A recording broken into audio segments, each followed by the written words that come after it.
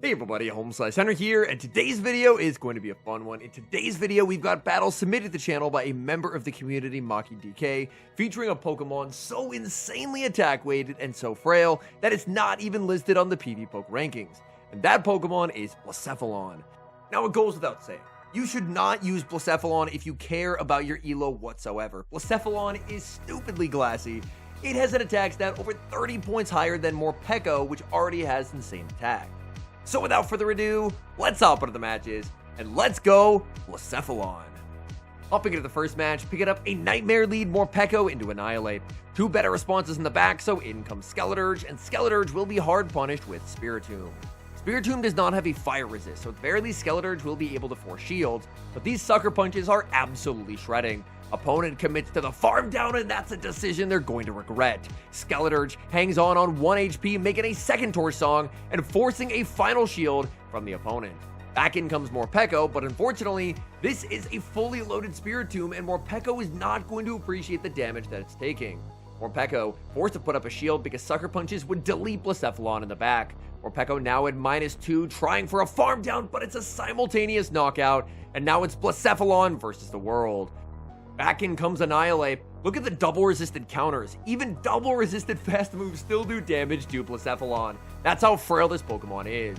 Opponent tries to go for a Mystical Fire catch onto Aurorus, and now it's Shadow Ball time. This is neutral damage, but look at that. Aurorus gets absolutely deleted. Blacephalon leaves with a second Shadow Ball, and it's all over for the opponent. Shadow Ball number 2 takes down Annihilate, and that's a good game.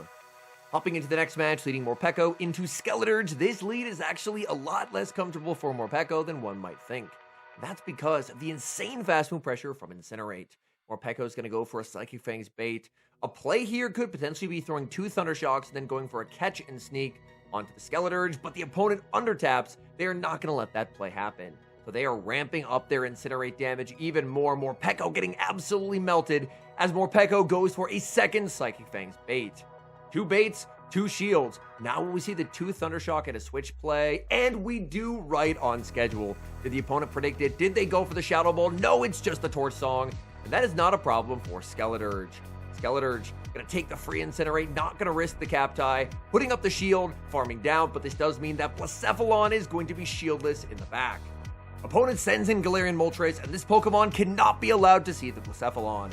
Thank goodness Skeleturge already has back-to-back Torch Songs. This is now a boosted Torch Song. Down goes Galarian Moltres. The Skeleturge is low, but it should be able to barely survive 3 charms and make a last-second boosted Torch Song. This Torch Song is devastating to the Wigglytuff, setting it up for Blacephalon. Send in the Clown. Opponent sees the writing on the wall and concedes the match. We move to the next match. What a great lead as Morpeko meets Togekiss. Opponent safe switches into Furret, and considering the 2 ghost types in the back, it's very nice to catch Furret on this safe swap. Furret is going to get hit with an Aura Wheel, and now Skeleturge gets a very nice farm down. Morpeko stays in, but this is risky. If the Skeleturge was switched in, Skeleturge walls off Furret's energy. But if you stay in with Morpeko and they have Brick Break, then suddenly Morpeko loses a lot of its HP. Looking to pivot out of Morpeko into the Skeleturge, opponent is going to send back in the Togekiss. But unless Togekiss is running Ancient Power, they don't have a great way to damage this Pokemon with charge moves. Skeleturge gonna ramp up here, firing off the Torch Song. The shield comes up, and look at the Incinerates. Psyshock, it's a pretty efficient move, but it's not gonna be enough to take the knockout. It won't even set up the farm down either. Skeleturge would have made another Torch Song, and Togekiss is forced to throw almost all of its energy. Aura Sphere will take the KO. In comes Blacephalon, and look at the Peck damage. Neutral Pecks deleting Blacephalon. Blacephalon shields up the Psyshock. In the back is Diggersby, a ground type into the fire type, but because they run Quick Attack as the fast move, they have no fast move pressure here, and Blacephalon will get to debuff them again and again and again with the Mystical Fires. Opponent does the math, they realize they're too far behind, and they will concede the match. Great lead in the next match, Morpeko into Satitan. The entire team has winning matchups into the Titan. Satitan going to be staying in this matchup. Morpeko tries for a catch, does not get it, and unfortunately Skeleturge is getting hard punished with Licky Licky. Licky Licky's pacing is just so incredibly efficient in this matchup. Licky Licky farming up past the Shadow Ball, the no shield from Skeleturge, hoping for the world's worst bait, but it will not happen. They full send the Shadow Ball, and down goes Skeleturge. Unfortunately, what's going to make this matchup very tricky is the opponent banked a good amount of energy on the Titan, so Morpeko will be able to deny the body slam here by firing off the Aura Wheel, but suddenly this Titan's energy will be very threatening. And even though it is resisted by Blacephalon, I don't think Blacephalon ever truly resists any move because of how frail it is. Titan gonna bait with the Icicle Spear. There's the catch attempt onto Blacephalon. Gonna be answered in the back with the Shadow Talonflame, and look at the Incinerates. Poor Blacephalon. Blacephalon firing off the Mystical Fire, getting that debuff, and Talonflame is probably gonna go for the Flame Charge here as it looks to ramp up. They do go for the Flame Charge. Blacephalon gets KO'd. Back in comes Morpeko. Unfortunately, this game will be a loss because the Titan with the shield is just winning, but the opponent makes a misplay. They shield their Talonflame for no reason, and suddenly they are completely lost in this game. Morpeko takes the knockout with the Psychic Fangs. They had enough energy on Titan to outpace. I wonder if it was a misclick, but that completely cost them. They were in a completely winning position, but a mistake on shielding the Talonflame cost them dearly. And somehow, this team is able to escape with a win. We see a familiar lead in the next match, Morpeko into Skeledirge. This matchup is very uncomfortable on both sides, because Morpeko always feels pressured to bait for pacing reasons. And for Skeledirge, you always feel like you have to shield because Aura Wheel does too much, but you know Morpeko's almost always bait. They're going to be under-tapping the Torch Song, willing to concede the 2 free turns in exchange for having that next Incinerate be boosted. Morpeko doubles down, baiting with the Psychic Fangs, and it pays off. Will we see the same catch as last time, throwing 2 and the catch, and sneak onto the Skeledirge? There we go. Skeledirge gets the free Incinerate, catches the Torch Song, and now the opponent sends out Spiritomb. Spiritomb gonna take huge damage from Shadow Ball. Spiritomb is pretty glassy. Can it hang on here? Shadow Ball lands. Spiritomb hangs on very low HP and gets the farm down. I think you might have to hope. Send in Morpeko, hope that they throw, which they do. And then it's going to be all up to Blacephalon, but look at these sucker punches. Oh my goodness, Blacephalon getting torn to shreds by those sucker punches. What does the opponent have in the back? It's Wigglytuff. Blacephalon going for the Mystical Fire, but the opponent gets that catch and sneak right back. And unfortunately, the Mystical Fire doesn't KO. Another Incinerate lands. What a beautiful catch from the opponent. The catch and sneak onto the Skeledirge set up Maki so well in the earlier part of the game, but the opponent, when it matters most, gets that catch right back. And unfortunately, that game is going to be a loss. Decent lead in the next match, Morpeko into Aurorus. Aurorus, ooh, big timing error from the opponent there as they throw the Meteor Beam on alignment. An entire Incinerate sneaks through, and Skeledirge can actually fire off back-to-back Torch Songs. The first Torch Song is going to land.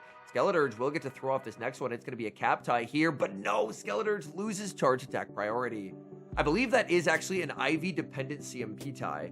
So unfortunately, the higher ranked Skeledirge ends up backfiring a little bit, but what's not backfiring is the amount of energy that this Morpeko has. Morpeko absolutely loaded, Aura Wheel shielded up, Wigglytuff now going to be met with Blacephalon. Opponent switches into Aurorus. Aurorus taking quite a lot of damage. Aurorus has to hope that they can make double Weather Ball. There's no point in going for the Meteor Beam here. Even a Weather Ball would do too much, but Incinerate actually just knocked them out, and now Blacephalon gets to apply some debuffs. Blacephalon is so insanely frail, but it's able to artificially increase its bulk with all these attack drops. Another Mystical Fire is going to land. Blacephalon incinerates down, sweeping an endgame and taking the win. Tough opponent in the next match as Maki cues into the first Pokemon Go World Champion, Dancing Rob. The lead is a very favorable one, leading Morpeko into Talonflame, and the Talonflame is staying in. However, we see how much damage these Incinerates are doing. Incinerates are melting this Morpeko. Rob's going to be throwing on alignment here because he wants to ramp up his Incinerate damage as quickly as possible. Suddenly, his fourth Incinerate is +1 instead of the default 0. Morpeko going for another bait. It's called by Rob. Can 2 Thundershocks knock out here? It's going to be close. They do not. And unfortunately, the Morpeko is now at 1 HP. In comes Sableye. Quick switch into the Skeledirge. And this is going to be a massive, massive problem, as the Sableye is just so good into this backline. Skeledirge going to farm up, but unfortunately only at 80 energy and would need 100 energy if it wanted to make it to the back-to-back charge attacks. Skeledirge not going to get there, and this is looking very bad. You can get rid of the Sableye, but then it's up to Blacephalon in the zeros. In comes Blacephalon. Oh no, Blacephalon getting deleted. In the back, it's Spiritomb, and there's just too much super effective damage. If this one-shot There could still be a chance at a win, but I know it doesn't. Spiritom's glassy, but it can barely hang on, surviving that Aura Wheel. And unfortunately, in the back, there was just nowhere for Blacephalon to go. We've got mirror leads in the next match, Morpeko versus Morpeko. This matchup is honestly not too bad because the first Aura Wheel does not one-shot. So you're pretty safe in a Morpeko mirror just to end up no-shielding. Opponent is going to do just that as they end up no-shielding, and Maki will look to no-shield as well. Ideally, Blacephalon will be the one getting the shields in this game. Now, I really like the switch out into Skeleturge. Skeleturge going to look for the farm down, but Morpeko, very nice job transferring the Incinerate onto the Charizard. Charizard is an incredibly cool pick, but it's very frail. It's forced to shield the Torch Song bait as Skeleturge looks to ramp up. The no shield from Skeleturge, there's the air cutter from this Charizard. Charizard is able to outpace. Now the question is, do you leave it all up to Blacephalon? Air cutter will take the knockout. In comes Blacephalon, and look at these Incinerates go. Charizard only going to make one charge attack, so it is going to be full sending the Blast Burn here. Oh, they actually go for an air cutter, but they will get KO'd. Back in comes Morpeko. Morpeko is going to force the shield. They're probably just going for the Psychic Fangs. No, I keep getting it wrong. They go for the Aura Wheel. In the back is Togekiss, and Togekiss is about to get melted by Shadow Ball. Will Shadow Ball take a full one-hit KO? It's going to need to if Maki wants to win this game. Shadow Ball into the Togekiss, gets the one-shot. Down goes Togekiss. That was a wild game, and it ends in a win. Morpeko into Shadow Aurorus in the next match. So this Aurorus is going to be taking a lot more damage. Morpeko farming up, sending in the Skeleturge. Opponent is going to save the Aurorus energy and send in Sableye. Skeleturge really has to hope that Foul Play, even with the buff, will not knock out here, but it does. Foul Play is too cracked. Down goes Skeleturge, and that is a problem. In comes Morpeko. Morpeko farming up to the back-to-back Aura Wheels, winning charge attack priority over the Sableye. There's a ton of energy loaded on that Aurorus, and that is definitely going to be a problem because even Weather Balls are going to do too much damage to the Blacephalon. Back in comes the Aurorus. Aurorus going to be baited with the Psychic Fangs. The shield does come up. At this point, you just have to sacrifice the Morpeko. Opponent ends up over-farming a bit too much, so if Morpeko wanted, it could shield and then fire off the Psychic Fangs on the CMP tie. And Morpeko does exactly that. The opponent would have been better off not over-farming quite as much. The Psychic Fangs looked like that did get shielded, and now it's the 1-0 shields, which is where Blacephalon wants to be.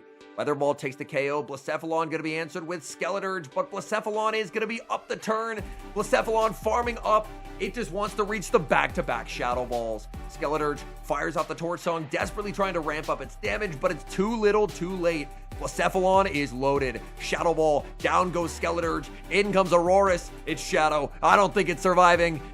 Shadow Ball takes the knockout, and Blacephalon, the definition of high risk, high reward. It can pull off some insane sweeps, but oh my goodness, the frailty is insane. We pick up a very neutral lead in the next match, Morpeko into the Licky Licky. Ideally, Morpeko would love nothing more than to try and catch a Body Slam onto Skeleturge at some point later in the game. Morpeko is going to start ramping up as it fires off the Aura Wheel. No shield comes out from the opponent. They're 2 away from the Body Slam. Oh, actually just going to CMP tie with the Psychic Fangs. This is also a pretty nice play, because Psychic Fangs at +1 should be knocking out the Licky Licky and winning switch advantage. What will the opponent have in the back? They send in a Shadow Talonflame. Talonflame unable to get the farm down before a boosted Psychic Fangs. Psychic Fangs will be shielded. This Talonflame now has a big energy head start, but it's going to be answered with Blacephalon. Blacephalon, these Incinerates adding up, but Incinerate dealing a heavy amount of damage to Blacephalon. Blacephalon gets the farm down. What do they have in the back? Clearly something weak to fire as they immediately resign the match. Hopping into the final match, bad lead, Morpeko into Shadow Alolan Ninetales. Morpeko farming up, trying for a catch on a Skeleturge. Catch attempt is unsuccessful, and out comes Furret. Furret, obviously its charge attacks are going to be walled by Skeleturge, but it can inflict massive, massive damage with its Sucker Punches. Furret is hoping that with this Trailblaze boost, it's going to be able to farm down before the second Torch Song. It's going to be close, and the Sucker Punch just barely takes the knockout. That is a fortunate swing for the opponent. Back in comes Morpeko. Morpeko going to take the knockout with the Aura Wheel. Opponent down a shield, and that is where Blacephalon wants to be.